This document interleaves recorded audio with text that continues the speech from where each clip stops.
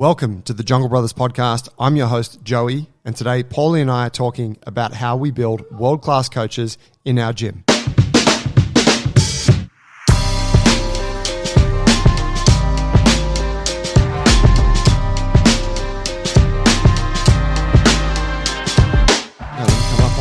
Volume. Wait, what are you? You're number 2. Coming up. Yeah? Yep. More. Coming up. More. Yeah. Good there? Thank you. You're welcome. Droopy pants over there. Whoosh. Yeah, I changed it. So you got the good one now. If Will's listening, Will, we need some more shit from Rode. The podcast station is in disrepair. We don't make any money from the show yet, so we need handouts. If anyone wants to... If any microphone sponsors out there, microphone arm sponsors, we'll take it. I'll take anything that's free, actually. Pretty much. Snacks. You know, on that, I haven't mentioned Panavore for a long time, our official coffee sponsor. Yes. Do you know why that is? Why? I don't. Because we don't drink coffee during the show anymore. Because we've started recording at 1 o'clock. And I think that we used to do 11, remember? Even then it was kind of late in the day for the level of caffeination that was going down. Because we had a big pot of delicious filter coffee to sip on for the 90 minutes. I thought we stopped drinking it because you stopped making it. Well, I stopped making it because I didn't. I'm like, I'd drink it if it was here. well, yeah, I probably would too. But Tree's like, you need the coffee, and I'm like, nah, it's a bit late. I would be buzzed all afternoon Friday from sipping that stuff at 11. If I was sipping it at 1, it would probably give me that early afternoon anxiety that you get from too much caffeination. Did you see, Dylan showed me on their Instagram yesterday that they got a new fucking digitally integrated self-serve like batch brew fucking pouring tap thing. I don't know if it's cold or hot, but you basically go up to the counter and they've got these things that look like beer taps. Yeah. And it's got a little screen on it. It looks really cool.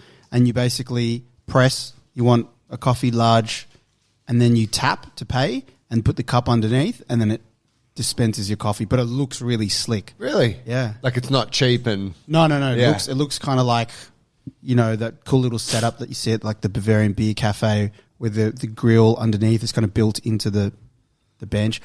I saw it very briefly though, but it looks slick. I mean, it's Panavore. They're not doing Iche. No, they do the good stuff. They're gonna do it tidy. Oh, I got to suss that. I don't mind a batch brew when I'm over there.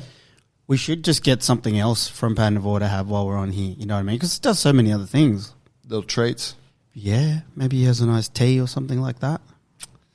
I'm a little bit like, if I'm not having coffee, then what's the point? You know? You probably don't realize how Probably much a bit tea I negative drink, of man. I know you've always been a tea person It's just, as a thing. yeah. Oh, let's have a tea. Well, it's island culture, I guess. But also coming into Tash. They don't do espresso in the village? They do now. in the village. No, Casual but racism it's always for about Friday. tea. Yeah. Yeah. If we're going there. I'm Tea and calling out stereotypes Tea already. and a bit of bread. Yeah, in a bowl with 2 tea bags. No, but Oh, yeah? yeah. Because you might not have enough mugs. No, because you want a big bowl of it. Okay. Because that means you have more bread to eat while you're sipping that tea. You know? That's great. But nah, tea, man. Tash's family loves tea, which is why we got together. That's why we've stayed together for this long. Because we have a love for tea in the afternoon, that mid-morning. A top tea, yeah. It's almost like the spirit ciggy for us. The spirit ciggy. You know the spirit ciggy? No, what's that? What's her name coined it? The painter from film, Yeah. who I was training here last year. I'm blanking. Oh, yeah. My brother. One day I came out of the studio and he was sitting there out of the studio door. They're rolling. The red light goes on. I'm just coming out for whatever. And I see him just sitting against the wall. It's kind of in a squat lane.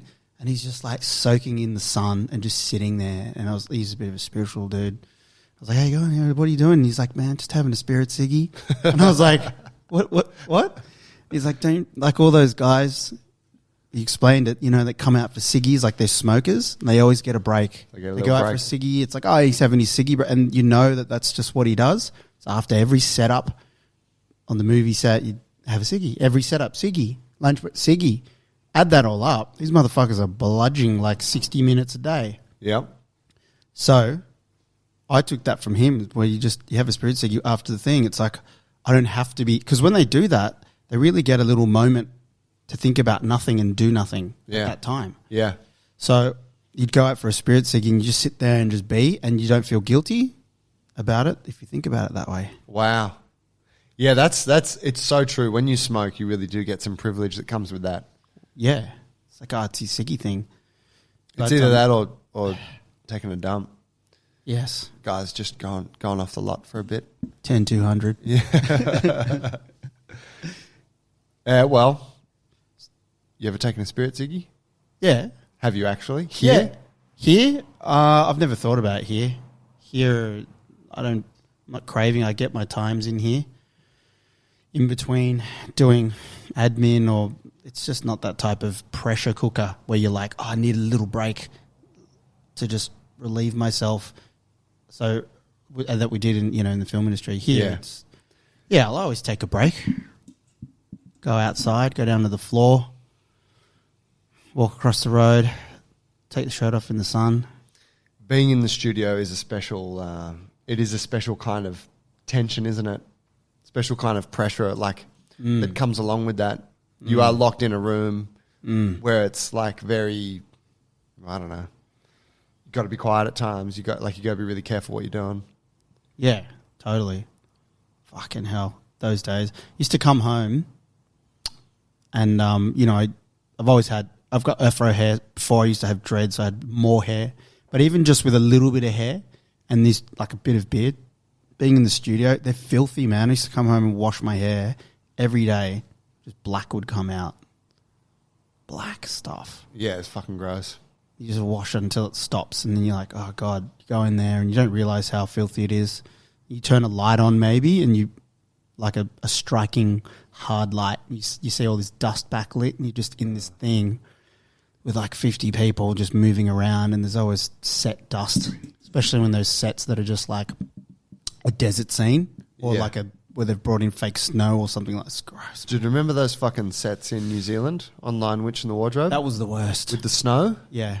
There was that one in particular that we're going to, the one where all those turkeys fell asleep? Yes. They put all the sedatives or whatever, and they all fell asleep in the grass. But that studio, which wasn't a studio, it was a sheep. It was an equestrian centre. Is that what it was? Yeah.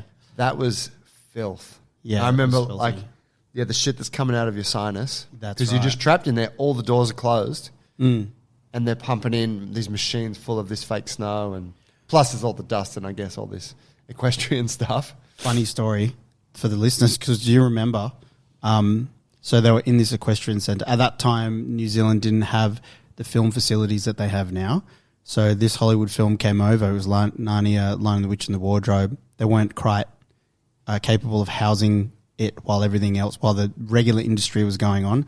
So they had us in these equestrian centres and Apple storerooms and converted these warehouses into makeshift studios. Problem is they don't have the rigging in the roof to cater for what you need for lighting, et cetera, et cetera. They don't have soundproofing. They didn't have soundproofing. Temperature control or any of that shit. So this one place Joe's talking about, the equestrian centre with the turkeys that died, is remember, so they were shooting and these things cost, I don't know how much they cost per day, like thousands of dollars every hour going out the door. So we have these fucking birds that are just flying around in the ceiling and the rafters. So they're trying to record these scenes and there's just birds tweeting. So we couldn't shoot. So they're like, okay, stop the shoot. Everyone go sit out on the tailgate. Meanwhile, they've got people in there with like bits of wood trying to clap them out of the ceiling. We had the special effects guys who were making the ice bombs and throwing them up and like exploding, trying to scare them out. It was so stupid. Yeah. So they cancelled it that day. And then when we came back, it was all good. And we were shooting again. We look up and do you remember there was like a couple of dead birds and a few different space lights? Oh, no, I don't. Yeah, so up, we've got these soft source lights that are like, they've got these socks, silk socks to make the light really soft. And you could just see sitting inside them there was two of them that had like dead birds in them. So it turns out to get rid of the birds, they went in and put poison in the rafters and fucking killed them. But the funny thing was that day was they left the bags of poison out by the trash and all those bush turkeys just came from the paddocks nearby and got into that bag, and then basically were around our trucks and out in the car park where the lunch tent stuff was, and there was all these turkeys running around going mad and dropping dead, and they brought in No, weren't they? Hadn't they? They were asleep, weren't they? They were sedated. Okay, they were sedated. It was Yeah. it's something that fucking they were running around mad though, and they brought someone to come and look like a RSPCA or something like that. Yeah. to come and handle them because they were trying to clean up the Trying not to get mess. sued. Like, this is Pretty some much. illegal shit. Yeah, And and all I remember of that, like, I remember it going on, but I wasn't as in touch with like those little, like what was actually happening. Yeah. But I remember seeing, because I was more of a truck bitch at the time, so I'm generally outside hanging out in the trucks and shit. And there's like some crew, like some art department or whatever, out in the grass, like hunting around to do it. And I'm like, oh, what's going on? And they're like, man, all these bush turkeys have fallen asleep. that's what it was. And if they stay out here overnight, they'll die because it gets so cold. That's Fucking what it New was. Zealand. And so what are we doing with them? And they're like, oh, we've made this little room out after the shed here where we've got some heaters and some blankets and shit.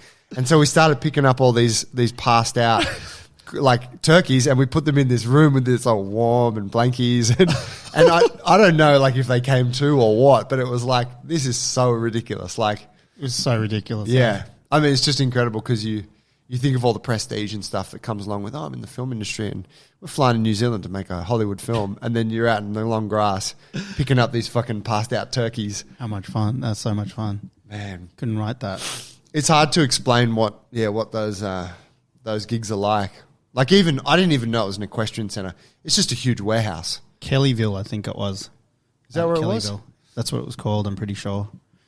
Yeah, fuck. Good See, times. between the two kind of patchy memories, we brought it together and we kind of figured it out in the It's a complete story there. Tell me about, we went and did some training yesterday over at CrossFit. Well, it's not CrossFit anymore. Accelerate Strength. Mm-hmm. Matt and Sean, a couple of mates of ours. Sean's been on the show before, way back, I think episode 70-something. But a couple of old friends of ours. It was a CrossFit gym. They still do CrossFit, but they're no longer like a CrossFit branded gym. But we took the coaches over there. We did some training. It was fucking awesome. It was the first excursion we've done. Yeah, so good. Yeah, that's actually the last time I've seen Sean was when he came for the podcast. Like, you know, you're closer to them. That's how you met your partner, Yep. kind of through them, and you lived near there. So you do some training there. Yeah, they're top guys, man. And first excursion, loved it. Should have done it ages ago. Do you remember when I first brought it up? I know. Remember T was Lot of heat. really resistant? Yep. He was like, no, tell them to come here. Yeah. I'm like, bro, that's not fun. We're here all the time. I love that about him. Fuck. I was trying to think of what that was. Like, Yeah. I was like, why was he... Hey, I felt that this week. Did you? Yeah. Is it Little bit. Is it the vulnerability of, I don't want to take my crew to a new place where they might become influenced by it? No, it's definitely not that because I want that. They might see that the grass is greener elsewhere. No, I don't mind that. It was just more like, well, what is it? I didn't know what we were going to do there. I don't know what it was, actually. It was probably more to do with busy week, and I didn't want to spend a couple of hours going across town. I know that sounds really petty, but my hours these days are between Monday and Friday and between fucking X and Y soccer training Sun up last to night. sundown. Yeah, I'm like, oh, it's a short day. I don't want to do it on that day and blah, blah, blah. But yeah, all that is in the past. It was so good. As soon as I pulled into the car park, I was like, yeah, this is the right thing. This is sick. Walk in and immediately, you just horizon expands because you spend all the time in your own gym. You just don't go to other gyms. I love going to other gyms. I love training in other gyms and being in other spaces, even if it's an Anytime Fitness or something, because there's something there that I learn or I see. I'm like, that bit of gear or that whatever, that little drink station or blah, blah, blah. Yeah. But yeah, that one there, though, exceptional. Really good layout of the gym. Obviously, they have a different style of training to ours, but I have been in CrossFit boxes before, and that was a particularly well laid out one. Yeah. The rig in the middle, big wall down the side, really good light, high ceilings. It's got that CrossFit vibe where there's just gear everywhere in corners, and Yeah. they're not trying to hide it. I mean, it's obviously tidy and stuff like that. The gear is the aesthetic almost. It is, totally. Yep, the plates on the floor and everything. I was like, this is that. I love it. Yeah. But yeah, so just the environment and how they build their gym speaks a lot to the culture, just the space alone. They had banners high above a chill out space, which had was just recognizing members of the year, little creche, little shop. It was very well laid out, and I know that they've had a chance. They moved to that location from another place within that industrial zone, right? So they probably really had one space, and I'm imagining this is bigger than the first one. Did you go to the first one? Yeah. They had a chance to really do it again and lay it out really well. It looked like a really good layout. Like the office upstairs, we can see the floor, and you enter it from behind the desk. Like, it's really nice, man. Yeah. So yeah, I like what they've done, the space, and how they've managed the space with design. And then the visiting and having a session there with Matt. He basically took us through some training, but it was a lot to do with upskilling our coaches and showing our coaches and us how they coach. Big thing for them is coaching, and they've never. I was looking at their Insta this week, and their coaching is like number one over there. So he's really passionate about how he does it, very methodical about it, and it's extremely effective. And I think it was a great influence to our coaches and even myself, because we do a different kind of style here. But it was really beneficial. Loved it. Yeah, it's cool. I loved it too. It's it's so easy to get kind of. I said this yesterday. It's easy to get caught up in your own space and just that's what it is, and this is training, and this is how I do it, and that's great. Like there's nothing wrong with that, but it is really beneficial to go outside and see, oh wow, this is how they do that, and it's such little things that you might pick up. Yep. But they just expand your horizon of what's possible, or they force you to question things that you do, or maybe they reinforce things. Yeah, we do that too. That's mad. Okay, that's validated. Yeah, the thing that the term that always triggers me, and the reason why I really love what we did, was the term echo chamber, and I'm like, I see that happen in any place, but like, I fear that we become an echo chamber in here, with everything that we do. But the first place that I see it happening, which I'm like, that shouldn't be that way, is like when we have new coaches come in and we show them the way that we do things, and then potentially they accept it as so, and they continue to do it like that. And I guess more specifically, I'm thinking like warm-ups. It's like, we have a kind of, this is our style of warm-up. And then all of a sudden, everyone's warm-ups look the same. And when that starts happening, I'm like, this is the echo chamber effect, where you might be using the same drills, you might be using the same formats in your classes, and everyone's program is about the same. And it's just that thing where you're just thinking inside of these walls. Does that make sense? So when we went over there, I was like, yes, let's just shatter this a little bit, and learn something new, and kind of think about. For me, I'm like, I got to think about how we're actively doing this in the future, not just by visiting other gyms, but also kind of keeping ourselves accountable to reinforcing our own practices in here without looking elsewhere. You know, it makes me think like part of what that thing that you touched on there, which is strategically gaining influence from outside your bubble. In order to evolve what it is that you're doing. Go out, because you can't do that all the time. At a point, you have to sit in your bubble and work on that. So it's then, okay, at times we go out, we seek inspiration, we bring it back. Could we add? Could we take? Could we remodel based off that inspiration? And then the bubble evolves, gets bigger, looks different, that kind of thing. And that's happened over the years, hasn't it? Like every time one of us has gone through a different training process, You know, when I was hard on the movement thing, when T did the body weight thing, you did the fighting monkey thing, like Movnat. Anytime we've had those experiences, it's always evolved what we're doing in this gym, and it continues now with the coaches that we have and the experiences that we have collectively. Fuck was I going with that? Yeah, so that's what I see. That's the goal with the Alliance, right? Totally. Where we want to create a community where other gym owners can connect, like gym owners can connect with other gym owners, and we can share this information. So it just makes me think, like when you said warm-ups, and what I've been mulling over in my head, it's like, well, how do we actually do that? Like, of course, physical excursions are great, and if you're proximal to those gyms, then you can if they're in your town. But sometimes it's harder, right? Like maybe Jungle Dublin opens and they're like, fuck, we need some inspiration, but there's no other Alliance gyms there yet. You know, theoretically, they could go make friends with their neighbouring gyms and do that thing. Though that is easier said than done because busy, because a little bit of a protectionist vibe that we all have as small business owners. And there might not be a gym near them that is anywhere near aligned with what they're doing. That's right.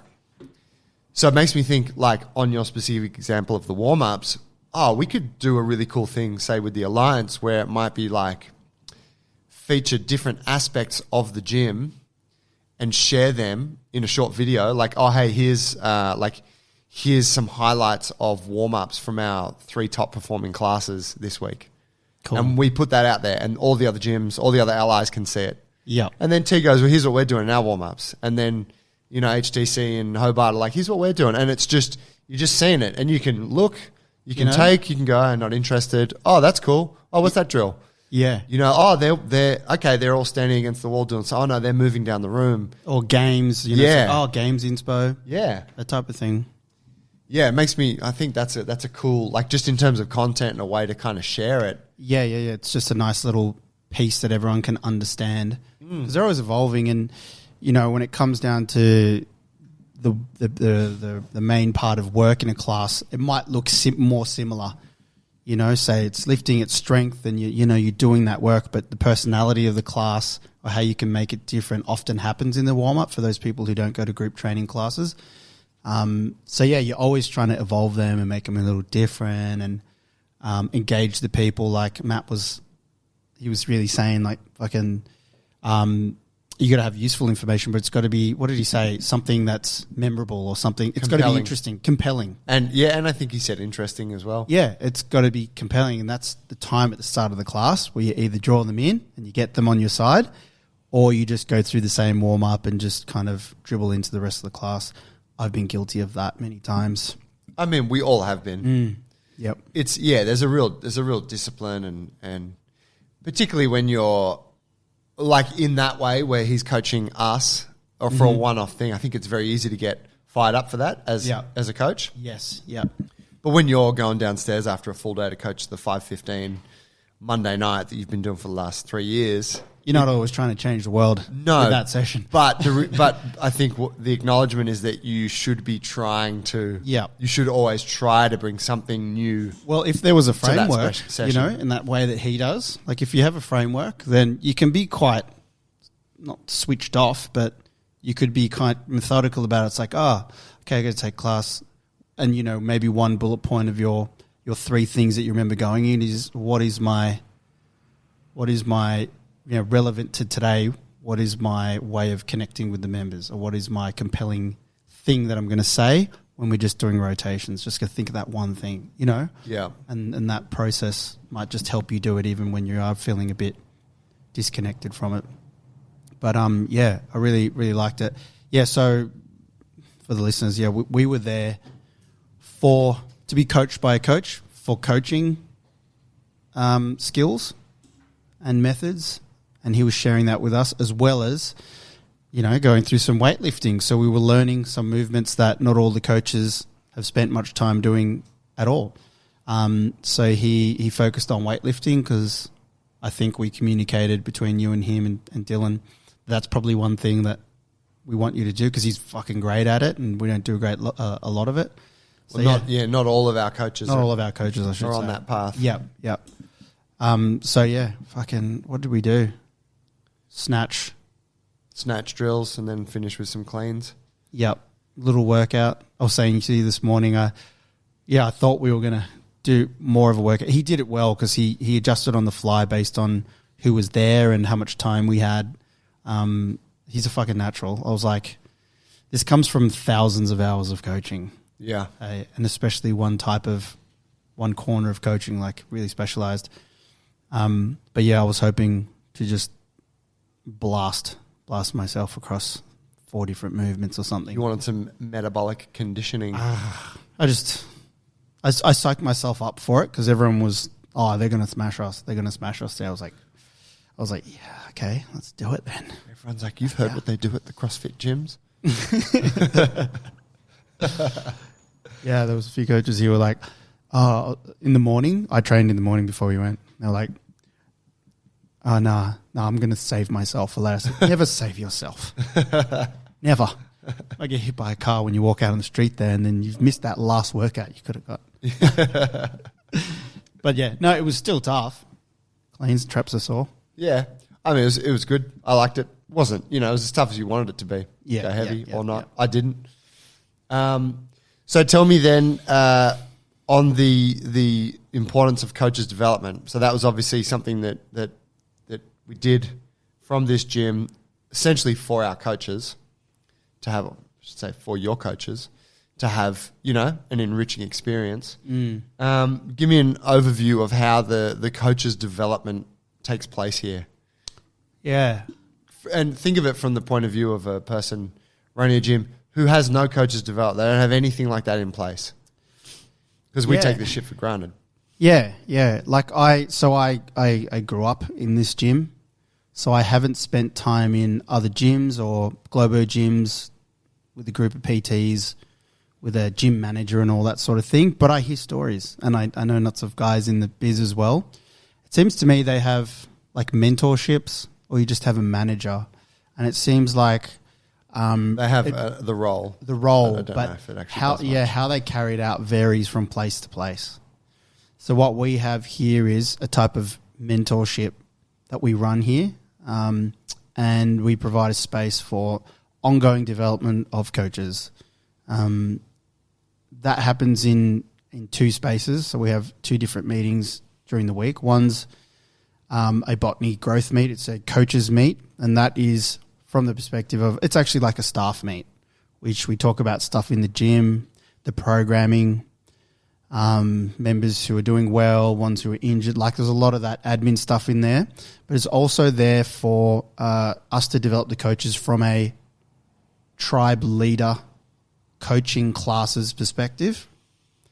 Because the other side of the business is that they're all personal trainers as well, and they're trying to get better at coaching one-on-one and growing and developing their own sole trader business, their brand. So that's another meeting that we have during the week, and that's a business development meeting, and that's all about their business as a one-on-one coach. So it happens in those 2 meetings.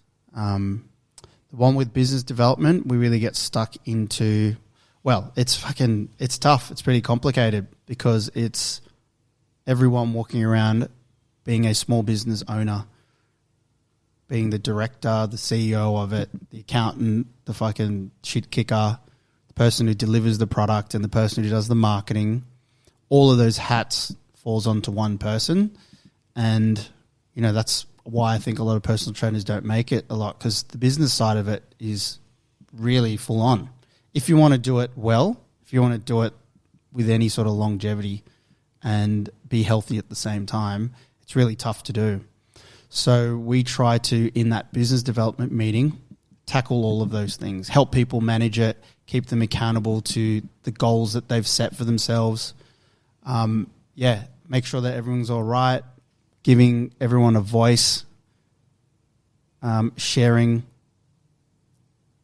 their experiences. So, we know as gym owners, it's fucking hard. And when you're isolated, it's super hard. When we got into that business group, that was so great to go there first and foremost, I thought, because we got there and there was a whole bunch of other gym owners who are just going through the same shit. And Yeah. if you don't learn anything from anyone else, just the fact that knowing that there's other people doing the same thing Yeah. is just huge.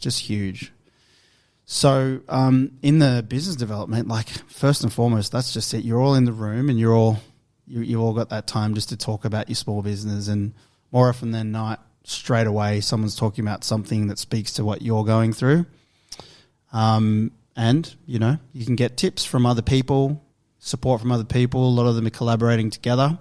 And, yeah, we're just kind of getting better at what we want to do and trying to make, you know, a good business for them.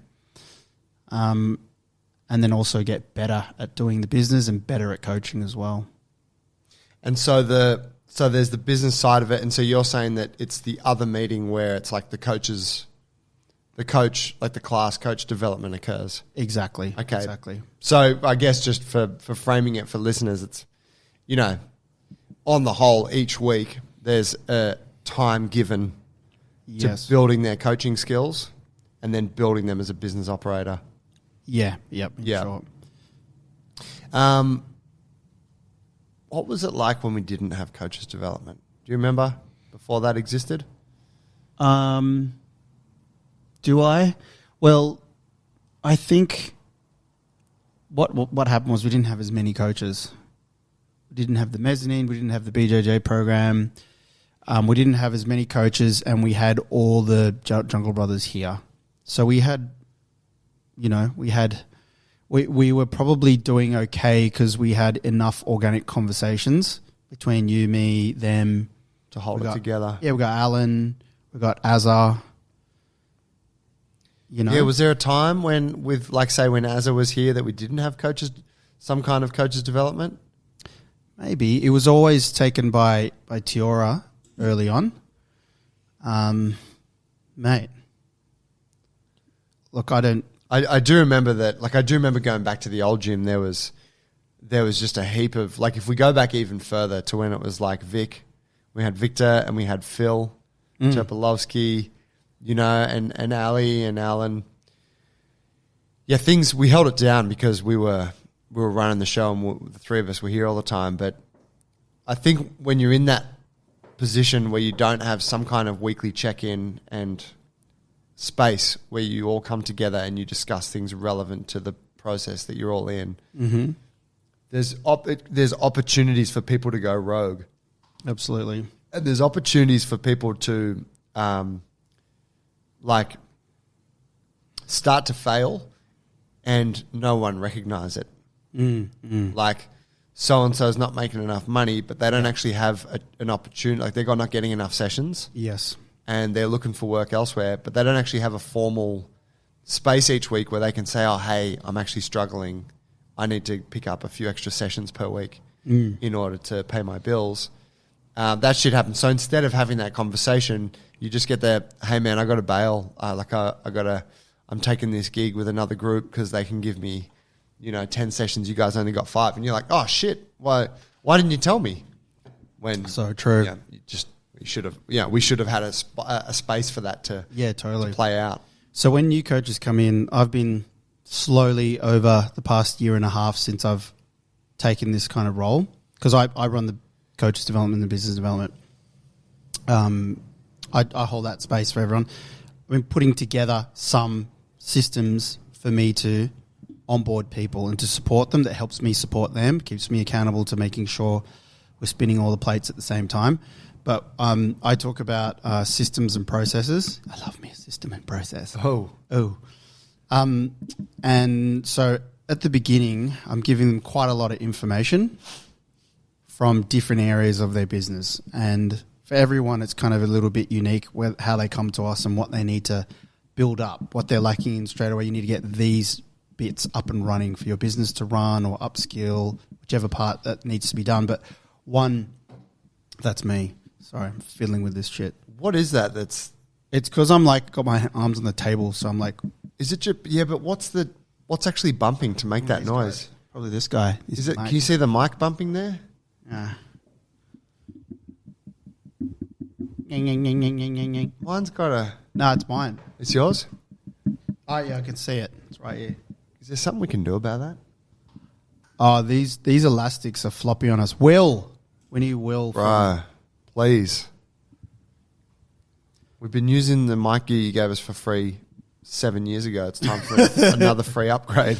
I can see it's right here, the problem. It's gone. It's perished. The elastic has perished. It's droopy. Oof. All right, as you were.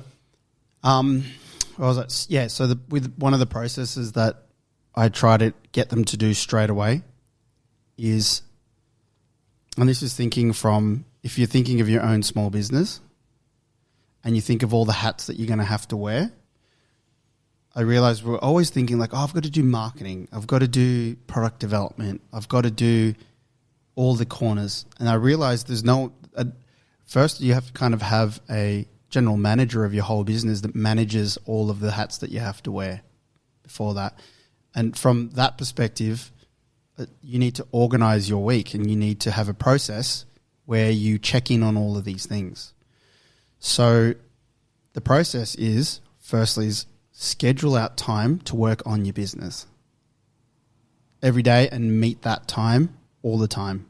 Even if you think there's nothing to do, sit down, open up the book, and you'll fucking realize there's heaps of stuff that you need to be doing. You're like, oh, but I did 5 clients that day and I trained myself. It's like, no, but you've got to spend that 90 minutes or that 45 minutes just opening up the book and doing some part of your business.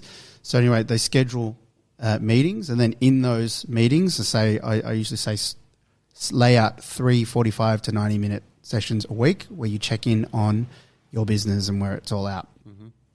And in those 3 sessions, you write a checklist on which parts of your business you're looking up on. The first meeting always has some sort of metrics counter going on. So you reflect on the week that was, and your metrics that might be important to you are how many sessions you had that week, how much money you made last week, or something like that.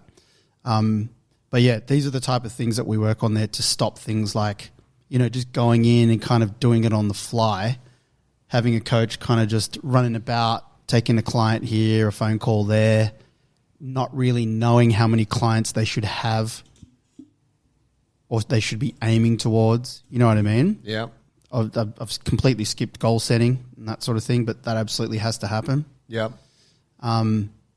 Yeah, that's a big one. And then I have that right at the beginning also because the one thing that they all have to do is a monthly report that I sit with them on, and it's at the end of the month they can reflect on how many clients they had, how much money they made, did they meet how much money they wanted to make, their goal for that month or not, and then they can absorb that information and go, hey, I need to do this or I need to do that, or I'm doing this really well. And it's less flying by the seat of your pants, more kind of working deliberately on where you're at. Absolutely. And being informed by those little times where you're reflecting on your business and those little meetings, you're checking in on your metrics going from there. So these like that, those processes that you have, and correct me if I'm wrong, these are really the exact same processes you have in the business to run the gym, the same things we have to run the Alliance. Yep. And it's what's awesome about doing it at that early stage as a PT, because you might only be a PT with like, I'm still working my old job, but I got half the week and I got like 4 friends that I train, like 4 clients. Yep. It's like, yeah, still do this, because if you keep moving in the direction of full-time PT and then maybe one day you want to move in the direction of gym owner, you will already have those habits in place. Yeah. Versus us, open to gym, didn't have those habits in place until about 4 years into the game. And so many mistakes made, so much money, so many opportunities wasted. Having that stuff from early on it's invaluable. You're right. And what often happens is they look at it and they're like, oh, yeah, okay, I'll do that. They'll schedule it but won't really stick with it. I've seen it happen heaps of times until they start getting their books full. And then when their books start filling up and they're trying to train at the same time and trying to have a bit of a life, and then they're like, fuck, this is all too much. I'm like, well, when are you checking in? When is your own meeting with yourself in the week? And then it kind of comes back as they need it. But yeah, I think it's really essential. Talk to me about so that's like the business development side. Sorry, yeah. Talk to me about like the coach's development side, just in terms of like why is that important? Why is that important for the gym and for the brand? What sort of stuff are you looking at there? So our philosophy here, you know, this is a Jungle Brothers thing. It's not just exclusive to us, but something that we've recognized early on as a value of ours, and that is to always be striving to evolve and better ourselves. So we take pride in what we do, and we're trying to improve everywhere, whether it's training or fucking learning how to type faster, or, you know, everywhere we're just trying to be better. And that goes the same for our coaches here. We want them evolving all the time, and you know, you could probably share your thoughts on why that is, what that is, but probably just on a human level. Yeah, it's essential, I think, to make something worth doing, isn't it? Yeah. You want to be growing and evolving. Yes. Versus you don't want to look back and go, what's changed over the last few years? Well, nothing. Programming's the same. Delivery's the same. Like, I think for this thing to be engaging, and not to say that everyone has to chase that, but I think for folks like us and people who come to our gym, people who work here, who tend to be oriented towards personal growth. Yes. You know, not to put a lame term like that on it, but people who like learning new shit and, you know, expanding their horizons. Evolution is just an essential part of that. Yeah, so coaches development is a system where we can always be like checking in on how that's going, first and foremost. So we have a feedback loop, feedback culture in here where we have our meetings, and we have a space where people can give feedback, negative or positive, but always coming from a good place. We talk about feedback as giving gifts to each other. But it's a real kind of... I got a fucking gift for you this week, bro. Yeah. We've got a good culture of it here, I think, because there's a lot of love amongst the coaches, and we're all there with the same mindset and same values, so people take it well. Although sometimes it's hard, but it's a space where you're being critiqued for how you coached on the floor, or because you left the place messy, or I saw you coaching someone and, you know, why were you doing that? It might just be to question it. I got feedback once that I was picking my nose while teaching jiu-jitsu class. There you go. It's like, you're picking your nose. That's disgusting. I don't think members are going to like that. Like, fuck you, bro. I'm a black belt. Do what I want. Do what I want. That's black belt snot. No, I was like, fair call. Yeah. Yeah, or you smell. But yeah, sometimes. yeah, like, or you got bad breath. Like, fickle stuff, but that shit's important. Totally. Isn't it? And without someone there to tell you, you might never know. And yeah, so. Or maybe not so fickle. So often we get feedback for the gym, and sometimes we get feedback from the gym. You know, someone might say, hey, the way that you guys are doing this programming, I'm like, what's the intention there? Because I think at the moment, the direction it's heading, you know, I don't think it's so great. Or you've had that? That's probably not the example. I can't think of one that's come to my head, but you know, they've definitely given us feedback on comms like this year. Making a change and not having told the members or something. Yeah, that type of shit, you know, or an event that happened and it kind of just trickled into the event and it didn't hit with impact and people kept asking them what's going on. Like, that was a bit of feedback that we got, and we've done better to change that. You know, things like that. So it's not just fickle stuff, but it's, you know, it's business stuff. It's someone might be talking to someone about, you know, how their life and what's going on in their life is starting to bleed onto the floor when they're coaching classes. Like, you know, some shit gets heavy in here. Yeah. We've had some people's backs get right up, but, you know, that's what fucking human interaction is like, copying that, listening to that and absorbing it and then processing it and getting better at processing criticism. Which on that, you got to, like, for a gym owner or business owner, you have to, like, we've spoken about creating the space for the coaches to share feedback, but to get feedback from your members, you have to create the space for that too. So you've got to have a system in place, because some people will offer it, but Yep. generally people won't. So Yep. you need to be like, you have to make it easy for them to tell you what they really think, don't you? Yes. Yep. Suggestions box, surveys, Yep. going and having a conversation with them. Like Yes, you have yep. to seek it out. Yep.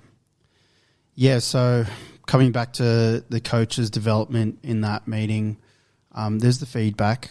And then there's a bunch of admin stuff in there where we talk about the members, members who are winning, members that are injured or in a crisis, and we'll discuss those so that everyone's aware of what's going on or the limitations that someone might have in class. We discuss new members and have a new members profile, et cetera, et cetera. What about skills, coaching skills, stuff like that, new movements, progressions? Yep. So, yeah, we have an agenda item for all this stuff that I'm babbling on about, like an agenda list for the meeting, and it's shared on a project management platform thing so people can chuck in items for the meeting. So, yeah, if there's one of the agenda items is programming, and it's time for us to deliver new elements of programming or ask people for feedback, or it's if they've got they're coaching a class and they coached a movement and they were struggling to find a regression or something, that's the space for that. Absolutely. So, yeah, we have coaches do that. Like they want to break a movement down, or they've got a criticism of the movement as not being, not being as effective for the majority of the class, or maybe not programmed to hit the middle of our tribe, if you know what I mean. Like, yeah, and then obviously when we have new phases come out, whoever's writing that program delivers to the coaches. In this case, next week we have a new strength and movement phase happening the week after. So next week Dylan will present. He'll present the program, present the movements, progressions, regressions, how we're progressing it over the 6 weeks or whatever that might be. A chance for people to play with them there and ask questions, and it kind of goes on like that. That's cool. I get, yeah, and you guys often do. You still do the videos of that, and like put that. Sometimes that goes onto the YouTube, or sometimes it gets shared amongst the coaches. Just couldn't do it anymore. Yeah, right. That Yeah. was just too like an extra step. Yeah, too involved. Yeah. So it's like just be here on the day, Yeah. go through that Yeah, shit. be here on the day, and the coaches who coach it, the coaches who write it know the people who coach it, Yeah. and the people who coach it know the right. So they're always like finding a way to communicate. Yeah, because not everyone coaches everything, do they? No, that's right. Which is a good thing, something to make note of. There's so much on offer at this gym Yep. that it's not really feasible that every coach would be able to coach everything. We have coaches that specialize in certain areas, and so they stick to those areas primarily. Though are not restricted to those areas.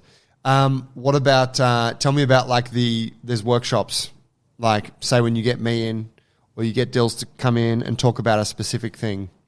Might be a communications piece, Yes. sales, etc. So this is skipping back to the business development half, where we're looking at developing the individual business of the coaches as personal trainers. So yeah, we'll try to mix it up. We look for anyone that is a great resource to speak on anything really.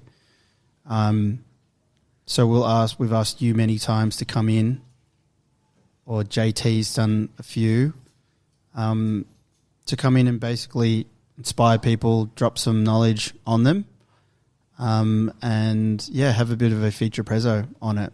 Those are awesome because week in, week out, if I'm there delivering information, it's just great to have another perspective, like we were talking about before, on the same topic too. So yeah, we've had you come in and do some amazing prezzos and really fired up the coaches on marketing, on social media. JT came in on another arm of marketing and talking about network and stuff, systems that he's fucking really fashioned over years and years of personal training. Some amazing knowledge that came in that one, in one of his sessions, Dylan, who he's had a life of sales before he got into being a coach, and he's done several sales workshops and just gone deep on a topic. It's fucking awesome to have that. The other week, I ran an impromptu photography fucking hour, which was really cool. I'd like to do that more. It's just fun. Yeah. But everyone has a social media account and everyone's their own marketing guy or girl. So it helps to know this shit, how to post stuff. We've seen all the Fitzbo accounts online. Everyone has to have one. You just have to, whether you like it or not. And learning how to take half-decent photos goes a long way in speaking in that medium, having more impact out there and being able to reach people that you want to help. So, yeah, photography, how to take better photos, how to troubleshoot taking photos in our gym space. And everyone really enjoys that. I think those, just as an observation, like I see why you break them. Like you've got like the coaches meeting, and then you got the business development. But I'm thinking of it like sort of globally of all of that, looking at what you give to the coaches here, and thinking of it another gym owner that might be listening and how they could sort of frame it. I think it's all development. Right, like it's all, and it all benefits the gym, and it all benefits the individual. Yes, like it doesn't have to be split that way. That's just how you choose to frame it. Yeah, sure. But it's like if it's the business development meeting, they're learning about social media, they're learning about sales, communication, queuing.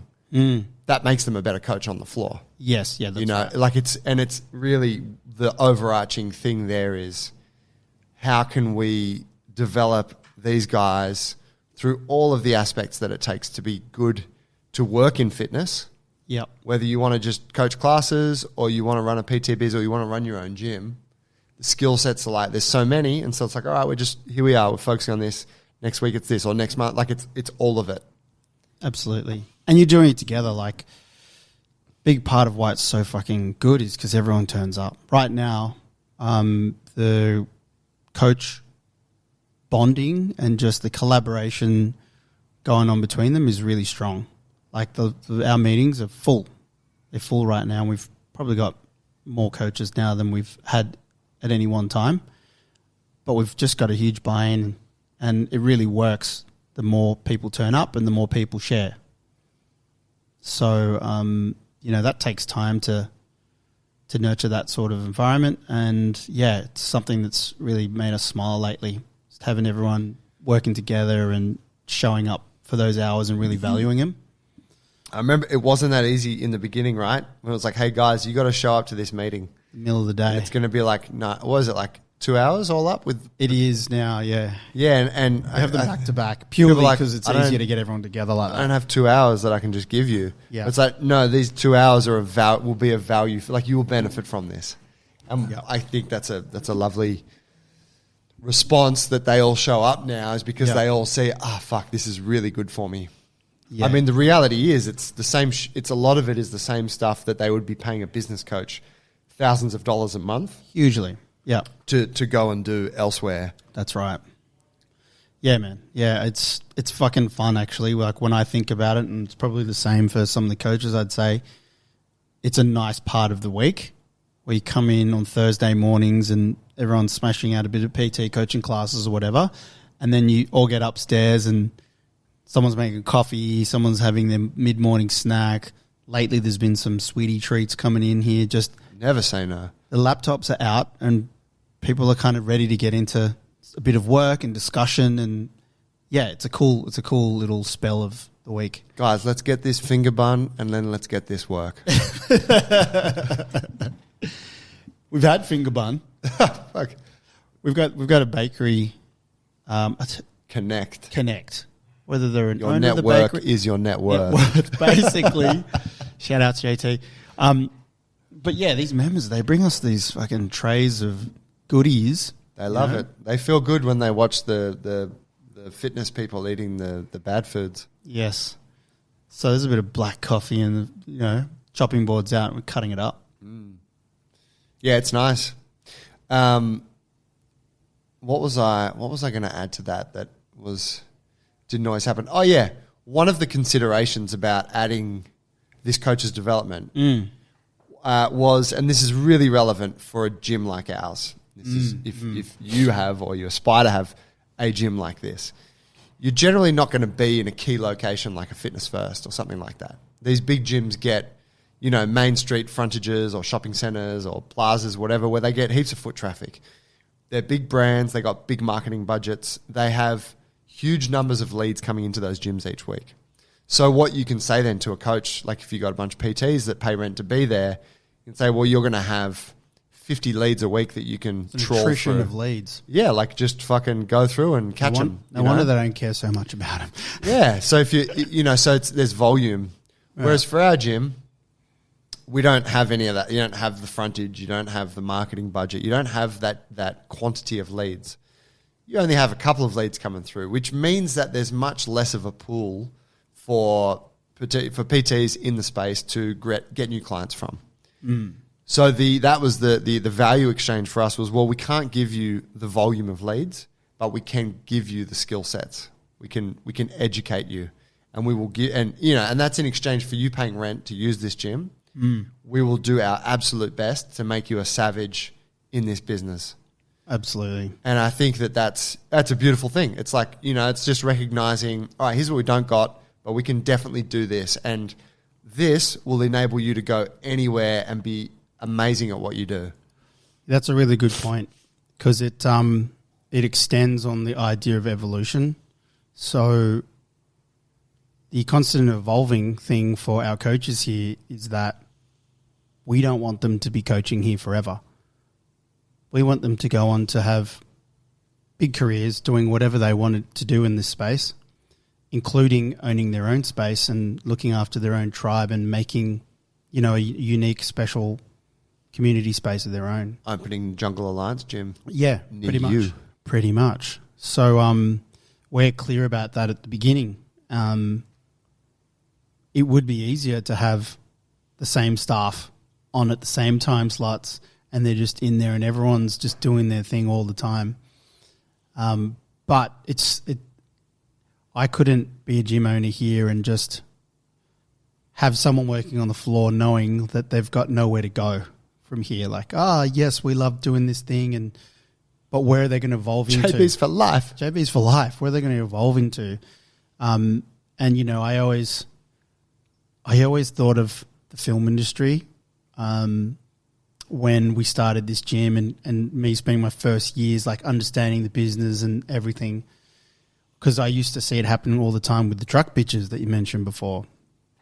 And so we used to work on these crews all the time. And part of what you need in a lot of businesses and crews is you need some good, young, feisty labor. You need them to be keen and energetic and just willing and ready to be a soldier to do whatever you want to do. But in a small company or a small team in the film industry, what's your long-term plan for that person? There's not usually a long-term plan for that guy. So we saw in the film industry heaps of kids being brought in by these older guys that just wanted labor, but with no long-term plan, and the work is finite in that industry often. And, there's a lot of people who just get frustrated. There's no way for them to evolve upward. They definitely don't think of that. It's very owner-operated in the film industry, well, from the technician side that we're in. Yeah. So coming into here, I'm like, I don't want to commit the same crimes. We don't want to bring all these young coaches in and just be like, yep, cool. You just coach all the classes. We'll stay up in the office and make bank. It's like we want them to keep going somewhere. So they got gyms like that. They call them F45. Correct. Basically, Yeah. So we're like, fuck that. Let's get them in. Let's face the reality that is you've got to be setting them up for leaving from the time that they fucking get in here. Yeah. So we want them to learn all the business side of things so that they can keep going and do what they were really here to fucking do. Because all the coaches deep down want to have their own space. As soon as they walk into a business, they're like, fuck, I love this space. But I would do, for me, I'd do it like this with that, So, man, we're trying to get them to think about leaving from the day that they get in here. It's an interesting point. I often think about the jiu-jitsu world where you have black belt, you have like a coach and they bring a student up through the belts over the years, and they, eventually their student becomes a black belt, and you hear this story play out a lot. The student then wants to leave and open their own gym, and it happens like I don't know why it happens so much, but there will be a falling out at that point between the coach and their black belt, because I don't know. It's like for some reason they're now not aligned, and then the black belt goes and opens their gym, and it's a whole new brand and affiliated with somebody else, and it's like, the fuck happened there? Like, what did you think? Like, did you think that they were just going to be a black belt and want to come to your classes forever? How did they have a black belt gym in the first place? Yeah, they obviously got their black belt and opened their gym. Yeah, like surely you can kind of see that they're on a that's path. coming. Yeah. So if you anticipate, the smart ones will anticipate that, and they'll go, hey man, I got this awesome system for you to slot into. You can take my brand, and and then you got to pay me an affiliation fee or whatever, what do they call it in jits, but and then you go and and they're like, great, do my own thing. And it's like, but so you see so many falling out at that point. That sucks. What went wrong? Like, whose expectations were, and I believe it's generally like the leader or the senior figure in that relationship. It's just not anticipating that there is a timeline and a duration to all of these things. Totally. Yeah, and to use that analogy, we're trying to collaborate with the white belt to say, hey, you're fucking on your white belt now and you're loving it. And when you eventually get your black belt and want to open your own gym, like, let's collaborate on that level from day one, because that is a pathway that you can totally take, and I want you to have that. So you're thinking about that when you're going through all the levels of the belts. And when you arrive there, you've done a lot of work towards making that next step. Because the step from amazing coach who's been coaching like a weapon, like really refined skills for many, many years, jumping to gym owner, it's like there's a lot of different things you need to cover going across like that. So trying to bring that business mind to them and vision to themselves, while they're developing. So when they get to the right time, there's a JA near you. Boos. That's a strong point to finish on. Thanks, Paulie. Thanks, Joey. Thanks, fam. Catch you guys next week. Peace.